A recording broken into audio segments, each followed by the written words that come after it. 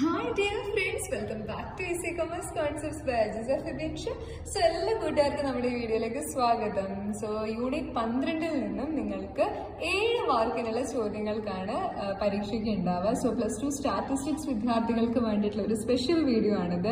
അപ്പോൾ ഈ ഒരു ചാപ്റ്റർ ടൈം സീരീസ് അനാലിസിസിലുള്ള ഏറ്റവും ഇമ്പോർട്ടന്റ് ആയിട്ടുള്ള ടോപ്പിക്സും അതിലെ കുറച്ച് തിയറി പാർട്സും പിന്നെ പ്രോബ്ലം ആയിട്ട് വരാൻ സാധ്യതയുള്ള കുറച്ച് ഏരിയാസുമാണ് നമ്മൾ ഈ ഒരു പെർട്ടിക്കുലർ വീഡിയോയിൽ ഉൾപ്പെടുത്തിയിട്ടുള്ളത്. അപ്പോൾ കൂട്ടുകാരെല്ലാവരും വീഡിയോ മുഴുവനായിട്ട് കാണാൻ വേണ്ടിയിട്ട് ശ്രമിക്കുക.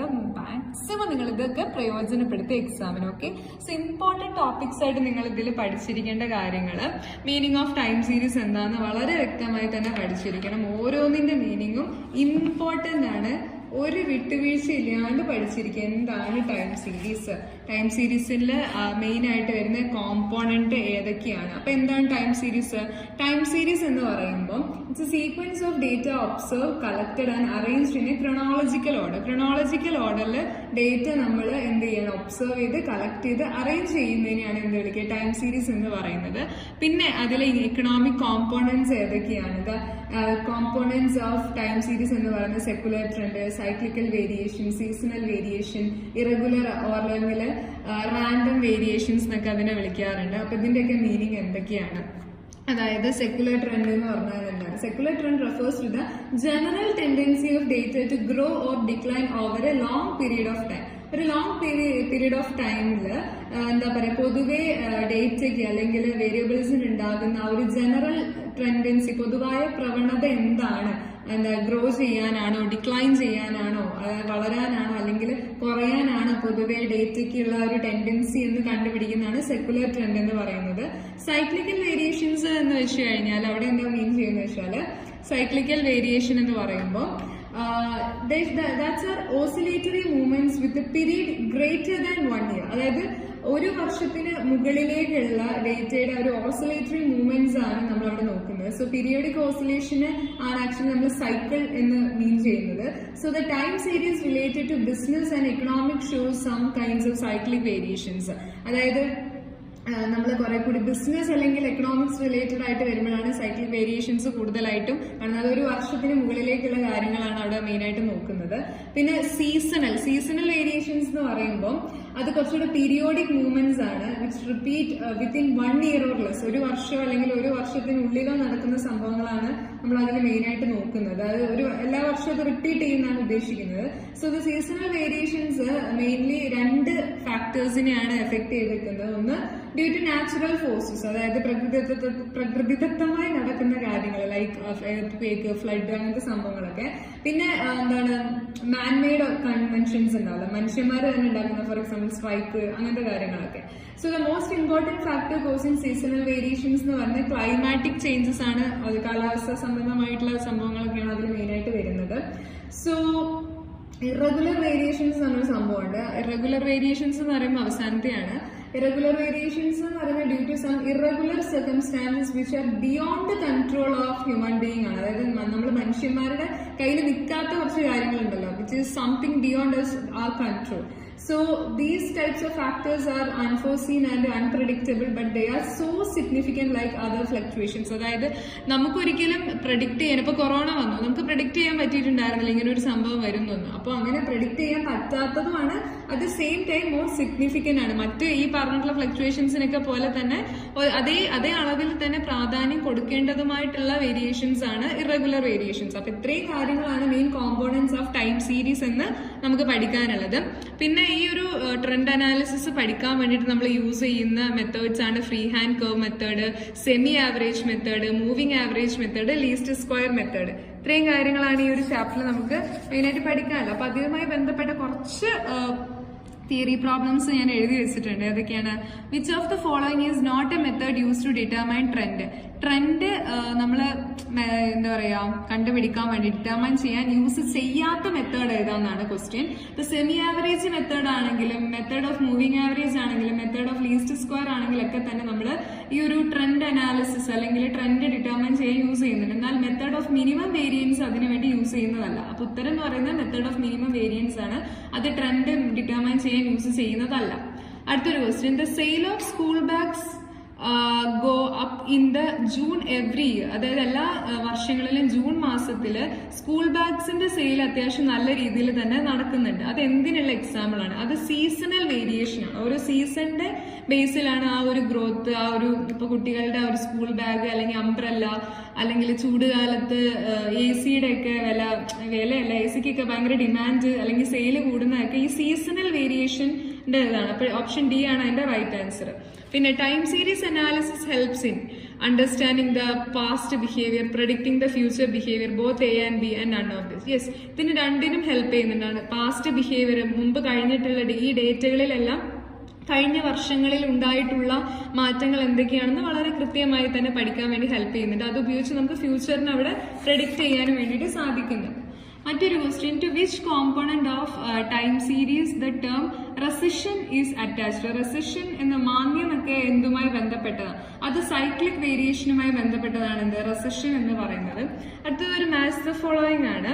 സെക്കുലർ ട്രെൻഡ് എന്ന് പറയുന്നത് ഇതിൽ എന്തുമായി ബന്ധപ്പെട്ടിരിക്കും? സെക്കുലർ ട്രെൻഡ് എന്ന് പറയുന്നത് shows the general tendency of data. ഡേറ്റയുടെ ജനറൽ ടെൻഡൻസിയാണ് നമുക്ക് അവിടെ കാണാൻ വേണ്ടിയിട്ട് പറ്റുന്നത്. ആൻഡ് സീസണൽ വേരിയേഷൻ എന്ന് പറയുമ്പോൾ അത് ഡിമാൻഡ് ഫോർ വുളൻ ക്ലോത്ത്സ് ആണ് അതിന് എക്സാമ്പിൾ. ഇപ്പം ചൂടുകാലൊക്കെ തണുപ്പ് കാലൊക്കെ ആവുന്ന സമയത്ത് ഓരോന്നിനും ഓരോ ഡിമാൻഡാണ്. ഇപ്പോൾ വുളൻ ക്ലോത്ത്സ് എന്നൊക്കെ പറയുമ്പോൾ മഴക്കാലം, മഞ്ഞുകാലം, ഡിസംബർ മാസത്തിലൊക്കെയാണ് ആ ഒരു സീസണൽ വേരിയേഷനിൽ ഇപ്പോൾ വുളൻ ക്ലോത്ത്സിനൊക്കെ ഡിമാൻഡ് കൂടുന്നത്. പിന്നെ സൈക്ലിക് വേരിയേഷൻ എന്ന് പറയുമ്പോൾ അത് എന്താണ്, ഡിഫൈൻഡ് 4 പീരീഡ്സ് ആയിട്ട് അതിനെ നമുക്ക് മാറ്റാം, സൈക്ലിക് വേരിയേഷൻ. പിന്നെ ഇറഗുലർ വേരിയേഷൻ എന്ന് പറയുമ്പോൾ അത് അൺഫോർസീൻ ആൻഡ് അൺപ്രഡിക്റ്റബിൾ ഫാക്ടേഴ്സ് ആണ് എന്ത് നമുക്ക് ഇറഗുലർ വേരിയേഷൻ. അപ്പൊ ഈ രീതിയിലുള്ള മാച്ച് ദ ഫോളോയിങ് ഒക്കെ വന്നു കഴിഞ്ഞാൽ നല്ല അടിപൊളിയായിട്ട് തന്നെ എഴുതാൻ വേണ്ടിയിട്ട് ശ്രമിക്കുക കേട്ടോ.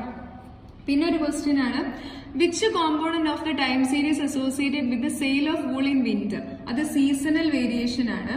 പിന്നെ water level in a pond is an example of dash component. അതെന്ന് പറയുന്നത് സീസണൽ ആണ്. ഇപ്പോൾ വേനൽക്കാലത്തൊക്കെ ആകുമ്പോൾ വാട്ടർ ലെവൽ കുറഞ്ഞു വരാനാണ് സാധ്യത.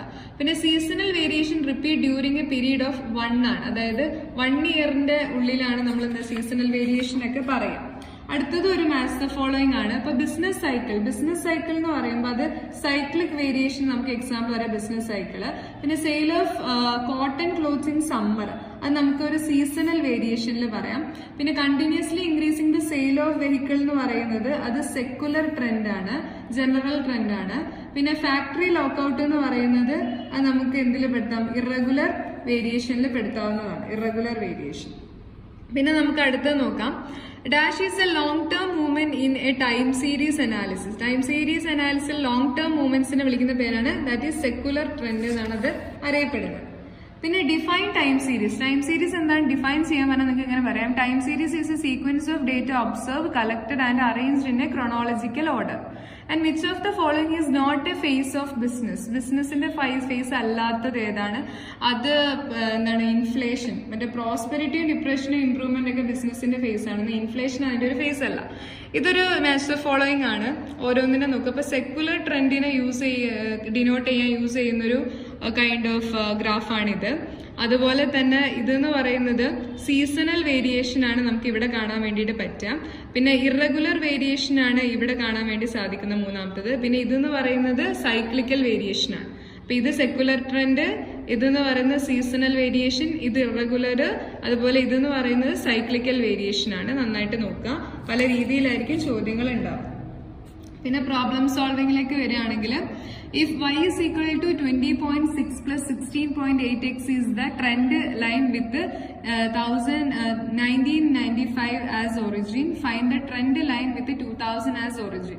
അപ്പൊ ഇങ്ങനത്തെ ഒരു ക്വസ്റ്റ്യൻ വന്നു കഴിഞ്ഞാൽ നിങ്ങൾ എന്ത് ചെയ്യണം, we have trend line with origin 1995 എന്ന് പറഞ്ഞിട്ട് y is equal to 20.6 plus 16.8x എന്ന് എഴുതാം.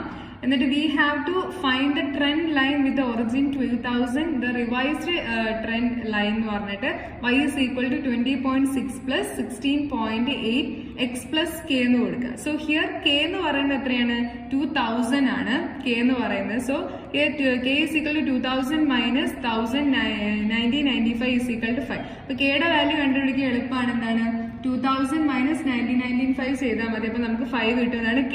So the trend line with origin 2000 എന്ന് പറയുന്നത് y is equal to 20.6 plus 16.8 into X plus കെക്ക് വരെ എന്ത് കൊടുത്താൽ മതി 5 കൊടുത്താൽ മതി. So y is equal to 20.6 plus 16.8x plus 16.8 into 5 ചെയ്യാതെ 84 ആണ്. That will be y is equal to 104.6 plus 16.8x എന്ന് പറഞ്ഞിട്ട് കിട്ടും. അപ്പൊ ഇങ്ങനെയുള്ള ക്വസ്റ്റ്യൻ പ്രതീക്ഷിക്കാം. പിന്നെ നിങ്ങളോട് മൂവിംഗ് ആവറേജ് കണ്ടുപിടിക്കാൻ പറയും. ഒരു 4 ഇയർ മൂവിംഗ് ആവറേജ് ആണ് നമ്മളോട് കാണാൻ പറഞ്ഞെങ്കിൽ ഈ രീതിയിലാണ് നിങ്ങൾ അതിന്റെ ഒരു ടേബിൾ ക്രിയേറ്റ് ചെയ്യേണ്ടത്. വളരെ എളുപ്പമാണ് മൂവിംഗ് ആവറേജ് കാണാൻ വേണ്ടിയിട്ട്. എന്ത് ചെയ്താൽ മതി, നമുക്ക് ഇയറും പ്രോഫിറ്റും തന്നിരുന്നു കഴിഞ്ഞാൽ 4 ഇയർലി മൂവിംഗ് ആവറേജ് ആണ് കാണാൻ പറഞ്ഞെങ്കിൽ 1, 2, 3, 4 ഇത് 4 കൂടി ആദ്യം കൂട്ടുക. ഇത് 4 കൂടി കൂട്ടിയിട്ട് ഇവിടെ അതിന്റെ വാല്യൂ എഴുതാം. അതിനുശേഷം ഇത് വിട്ടിട്ട് അടുത്ത 4 കൂടി കൂട്ടിയിട്ട് അതിന്റെ വാല്യൂ ഇവിടെ എഴുതാം. പിന്നെ ഇത് വിട്ടിട്ട് അടുത്ത 4 കൂട്ടിയിട്ട് അതിന്റെ വാല്യൂ ഇവിടെ എഴുതാം. അങ്ങനെ 4 വർഷങ്ങൾ കൂട്ടിയിട്ട് ഉള്ളത് ഇവിടെ എഴുതാം. അതിനുശേഷം ഈ 501 എന്തുകൊണ്ട് 4 കൊണ്ട് ഡിവൈഡ് ചെയ്തിട്ട് അതിന്റെ വാല്യൂ ഇവിടെ എഴുതാം. ഓക്കെ, അതുപോലെ 498 ഡിവൈഡ് ബൈ 4 ചെയ്തിട്ട് ഇവിടെ വാല്യൂ എഴുതാം. പിന്നെ 488 ഡിവൈഡ് ബൈ 4 ചെയ്തിട്ട് ഇവിടെ വാല്യൂ എഴുതാം. 496 ഡിവൈഡ് ബൈ 4 ചെയ്തിട്ട് ഇവിടെ വാല്യൂ എഴുതാം. അങ്ങനെ അതിന്റെ വാല്യൂസ് എഴുതാം. എന്നിട്ട് ഈ 125.25 പ്ലസ് 124.5 ചെയ്യുക. ഇത് രണ്ടും കൂടി കൂട്ടുക, ഡിവൈഡ് ബൈ 2 ചെയ്യുക, അതിന്റെ വാല്യൂ ഇവിടെ എഴുതാം. ഇത് രണ്ടും കൂടി കൂട്ടുക, ഡിവൈഡ് ബൈ 2 ചെയ്യുക, ഇവിടെ വാല്യൂ എഴുതാം. ഇത് രണ്ടും കൂടി കൂട്ടുക, 2 ചെയ്യുക, ഇവിടെ വാല്യൂ എഴുതാം. ഇത് രണ്ടും കൂടി കൂട്ടുക, ഡിവൈഡ് ബൈ 2 ചെയ്യുക, ഇവിടെ വാല്യൂ എഴുതാം. രണ്ടും കൂടി കൂട്ടുക, ഡിവൈഡ് ബൈ 2 ചെയ്യുക, ഇവിടെ വാല്യൂ എഴുതാം. അപ്പൊ നമുക്ക് എന്ത് കിട്ടും? ആ ഒരു മൂവിംഗ് ആവറേജ് കിട്ടും. അപ്പൊ ഇങ്ങനെ ഒരു മൂവിംഗ് ആവറേജിന്റെ ക്വസ്റ്റ്യൻ വന്നു കഴിഞ്ഞാൽ നല്ല രീതിയിൽ തന്നെ ചെയ്യാൻ വേണ്ടി നോക്കുക, സ്കിപ്പ് ചെയ്യരുത്. അതേപോലെ തന്നെയാണ് 3 ഇയർ മൂവിംഗ് ആവറേജും. ഒന്നുമല്ല, വളരെ സിമ്പിൾ ആണ്. നമുക്ക് ഇതേപോലെ ഇയറും പ്രോഫിറ്റ് തന്നാൽ 3 വർഷങ്ങൾ അങ്ങോട്ട് കൂട്ടുക. 21 പ്ലസ് 30 പ്ലസ് 32 മൂന്നും കൂടി കൂട്ടുക, ഇവിടെ എഴുതുക. അതുപോലെ അടുത്ത വിട്ടിട്ട് 30 പ്ലസ് 32 പ്ലസ് 18 കൂട്ടുക, ഇവിടെ എഴുതുക. ഈ രണ്ടെണ്ണം വിട്ടിട്ട് 32 പ്ലസ് 18 പ്ലസ് 20 കൂട്ടിയിട്ട് ഇവിടെ എഴുതുക. അങ്ങനെ ഇത് മൊത്തത്തിൽ ചെയ്യാം. എന്നിട്ട് 83 ഡിവൈഡ് ബൈ 3 ചെയ്യുക, 27.67. 80 ഡിവൈഡ് ബൈ 3 ചെയ്യുക, 26.67. 70 ഡിവൈഡ് ബൈ 3 ചെയ്യുക, 23.33. അങ്ങനെ അത് ചെയ്ത് കഴിഞ്ഞാൽ നമുക്ക് എന്തുണ്ട്, 3 ഇയർ മൂവിംഗ് ആവറേജ് കിട്ടും. വളരെ ഈസിയാണ്. പിന്നെ fit linear trend to the following data by the least square method എന്ന് വന്നു കഴിഞ്ഞാൽ നമ്മൾ എന്ത് ചെയ്യുക, സൊല്യൂഷൻ ആയിട്ട് let y is equal to ax plus bv the trend equation. ഇത് നന്നായിട്ട് പഠിക്കണം. അതിൽ x is equal to t minus 994, t being the time. t എന്ന് വെച്ച് കഴിഞ്ഞാൽ ടൈം ആയിട്ടാണ് നമ്മൾ എടുക്കുന്നത്. സോ 1994 എന്ന normal equation A and B എന്ന് പറഞ്ഞിട്ട് ഈ ഒരു ഇക്വേഷൻ എഴുതുക. Sigma y is equal to a into sigma x plus nb, അതാണ് first equation. Sigma xy is equal to a into sigma x square plus b sigma x എന്നാണ് second കൊടുക്കുക. എന്നിട്ട് ഇതേപോലെ ഒരു കോളമാണ് പിന്നെ നിങ്ങൾ അവിടെ പ്രിപ്പയർ ചെയ്യേണ്ടത്. x is equal to എന്ന് പറഞ്ഞിട്ട് t minus 1994. അപ്പൊ ഓരോന്ന് എടുക്കുക. അപ്പൊ 9090 ആണ് എന്താ ഇവിടുത്തെ ടി. അപ്പൊ 9090 minus 9094 minus 4, 9092 minus 9094 minus 2, 9094 minus 9094 0. അങ്ങനെ ചെയ്യാം. എന്നിട്ട് ഇതിന്റെ ഈ ഇതാണ് എക്സ് വാല്യൂസ്. ഈ എക്സ് വാല്യൂസിന്റെ സ്ക്വയേഴ്സ് എടുക്കുക. അപ്പൊ 4ന്റെ സ്ക്വയർ 16, 2ന്റെ സ്ക്വയർ 4, അങ്ങനെ എല്ലാത്തിന്റെ സ്ക്വയർ എടുക്കുക. എന്നിട്ട് എക്സും വൈയും കൂടി മൾട്ടിപ്ലൈ ചെയ്യുക. അത് നമ്മൾ എന്ത് ചെയ്യുക, ഇതാണ് വൈ പ്രൊഡക്ഷൻ. 18 ഇൻറ്റു ഈ ഒരു -4, 21 ഇൻറ്റു -2, 23 ഇൻറ്റു 0, 27 ഇൻറ്റു 2, 16 ഇൻറ്റു 4. അത് ചെയ്ത് കഴിഞ്ഞാൽ ഇത് വാല്യൂസ് കിട്ടും. എന്നിട്ട് അത് എഴുതി കൂട്ടി വെക്കുക. എന്നിട്ട് കൂട്ടി കിട്ടിയത് വെച്ചിട്ടാണ് നമ്മൾ പ്രോബ്ലം ചെയ്യേണ്ടത്. എങ്ങനെ വരും, the normal equation 1 and 2 become എന്ന് പറഞ്ഞിട്ട് 105 is equal to a into 0 plus 5b എന്ന് വരും.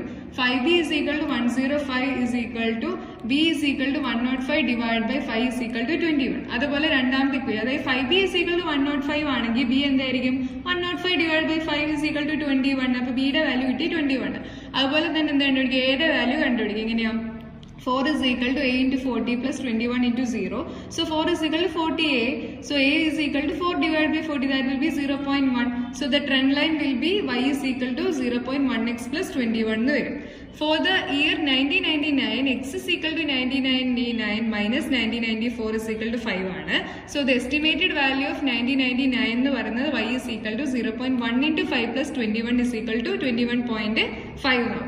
Okay, so അതായത് 5ന്റെ വാല്യൂ നമ്മൾ അങ്ങ് ഇട്ട് കൊടുത്തതാണ്. So the estimated production four 1999 will be 21.5 ആയിരിക്കും.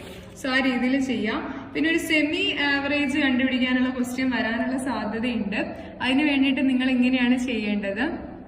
Semi average, draw the trend line by the method of semi average estimate. The sale for 1999 ആണ്. So അതിന് വേണ്ടിയിട്ട് എന്ത് ചെയ്യാം, ഈ രീതിയിലാണ് നിങ്ങൾ ആ ഒരു ടേബിൾ ക്രിയേറ്റ് ചെയ്യേണ്ടത്. 1990, 1991, 1992, 1993 അങ്ങനെ എഴുതുക.